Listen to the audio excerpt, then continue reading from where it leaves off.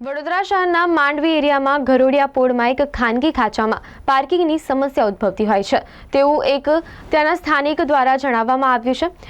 સ્થાનિક દ્વારા જણાવવામાં આવ્યું છે કે તેમની ઘરની આસપાસ ઘણી બધી દુકાનો આવેલી છે। ત્યાં દુકાનોમાં ખરીદી કરવા માટે આવતા ગ્રાહકો પોતાની ગાડીઓનું પાર્કિંગ જેમ તેમ કરી દે છે, ત્યારે તેમના ઘર સુધી પોતાનું વાહન લઈને જવાની વાત તો દૂર, ચાલીને પણ જવામાં મુશ્કેલી પડતી હોય છે। ત્યારે તેઓ દ્વારા વારંવાર દુકાનદારોને રજૂઆત કરવામાં આવી છે કે તેમના ત્યાં જે પણ ગ્રાહક આવે તેઓને વ્યવસ્થિત રીતે ગાડીઓની પાર્કિંગ કરાવવું તેમ પણ રજૂઆત કરી છે।